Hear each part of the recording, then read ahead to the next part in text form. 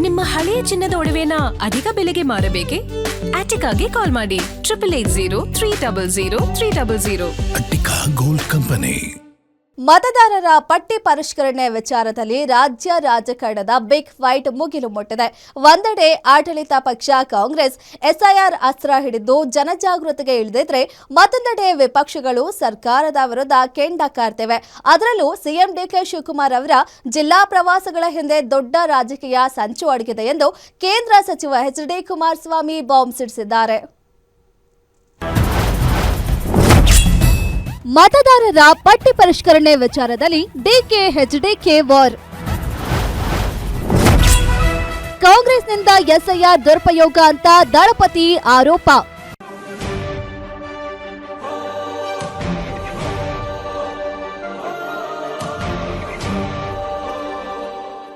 ರಾಜ್ಯದಲ್ಲಿ ಮತದಾರರ ಪಟ್ಟಿ ಪರಿಷ್ಕರಣೆಯ ಪ್ರಕ್ರಿಯೆ ಎಷ್ಟು ಬರದಿಂದ ಸಾಗ್ತಿದೆಯೋ ಅಷ್ಟೇ ಜೋರಾಗಿ ರಾಜಕೀಯ ಜಟಾಪಟಿಯೂ ಶುರುವಾಗಿದೆ.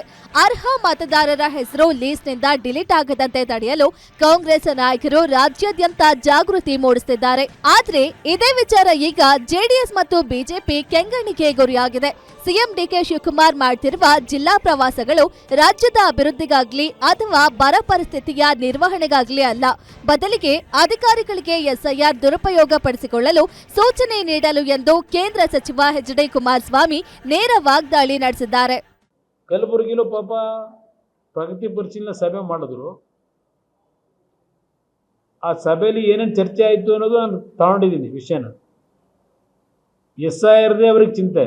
ಅಲ್ಲೂ ಸಹ ಪ್ರಗತಿ ಪರಿಶೀಲನಾ ಸಭೆಯಲ್ಲಿ ಎಸ್ಐಆರ್ಗೆ ಸಂಬಂಧಪಟ್ಟಿದ್ದನ್ನೇ ಅಧಿಕಾರಿಗಳಿಗೆ ಏನೇನು ಸೂಚನೆ ಕೊಡಬೇಕು ಕೊಟ್ಟರು. ಕುಮಾರಸ್ವಾಮಿ ಅವರ ಈ ಎಸ್ಐಆರ್ ಬಾಂಬ್ಗೆ ಇತ್ತ ಕೈಪಾಳಿಯ ಕೂಡ ಸೈಲೆಂಟ್ ಆಗಿ ಕೂತಿಲ್ಲ. ಎಚ್ಡಿಕೆ ಆರೋಪಕ್ಕೆ ಗರಂ ಆಗಿರುವ ಗೃಹ ಸಚಿವ ಪ್ರಿಯಾಂಕ್ ಖರ್ಗೆ, ಶಾಸಕರು ಇರೋದೇ ಕಾನೂನು ಮಾಡೋಕೆ, ಎಸ್ಐಆರ್ ಪ್ರಕ್ರಿಯೆಗೆ ನಮ್ಮ ಬೆಂಬಲವಿದೆ, ಆದ್ರೆ ಪಾರದರ್ಶಕತೆ ಬೇಡವೇ, ಅಡ್ಡಾದಿಡ್ಡಿಯಾಗಿ ಹೆಸರು ತೆಗೆದುಹಾಕುವುದು ಸಂಚಲವೇ ಎಂದು ತಿರುಗೇಟು ನೀಡಿದ್ದಾರೆ. ಇತ್ತ ಕೆಪಿಸಿಸಿ ಅಧ್ಯಕ್ಷ ಬಿಕೆ ಹರಿಪ್ರಸಾದ್ ಮತ್ತೊಂದು ಹೆಜ್ಜೆ ಮುಂದೆ ಹೋಗಿ ವಲಸಿಗರಿಗೆ ಶಾಶ್ವತ ನಿವಾಸ ಪ್ರಮಾಣ ಪತ್ರ ನೀಡುವುದು ಸರಿಯಿದೆ, ಆದ್ರೆ ಬಾಂಗ್ಲಾದೇಶಿಯರು ದೇಶದ ಒಳಗೆ ನುಸುಳಲು ಕೇಂದ್ರವೇ ಕಾರಣ, ತಾಕತ್ತಿದ್ರೆ ಬಿಜೆಪಿ ನಾಯಕರು ಅಮಿತ್ ಶಾ ಅವರನ್ನ ವಜಾ ಮಾಡುವಂತೆ ರಾಷ್ಟ್ರಪತಿಗಳಿಗೆ ಪತ್ರ ಬರೆಯಲಿ ಎಂದು ಸವಾಲು ಹಾಕಿದ್ದಾರೆ. ಶಾಸಕರದ್ದು ಕೆಲಸ ಏನು? ಶಾಸನ ಮಾಡೋದು.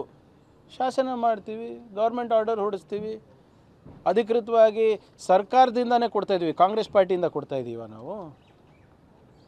ಗೌರ್ಮೆಂಟ್ ಏನು ಒಂದು ವ್ಯವಸ್ಥೆ ಇದೆ, ಸರ್ಕಾರದ ವ್ಯವಸ್ಥೆ ಇದೆ ಅಂದ ನಾವು ಪರ್ಮನೆಂಟ್ ರೆಸಿಡೆನ್ಸಿ ಸರ್ಟಿಫಿಕೇಟ್ ಮಾಡೋ ಹಕ್ಕು ನಮಗಿದೆ ಅಲ್ವಾ. ಈಗ ಇವ್ರಿಗೇನು ಸಮಸ್ಯೆ ಆಗ್ತಾಯಿದೆ ಗೊತ್ತಿಲ್ಲ ಅಲ್ಲ ನನಗೆ. ಒಂದು ಕಡೆ SIR ಮಾಸ್ಟರ್ ಸ್ಟ್ರೋಕ್ ಅಂತೀರಾ, SIR ಪ್ರಕ್ರಿಯೆಯಲ್ಲಿ ನಡೀತಾ ಇರಬೇಕಾದ್ರೆ ಇಲ್ಲಿ ಅಕ್ರಮ ನಡೀತಾ ಇದೆ ಅಂತೀರಾ.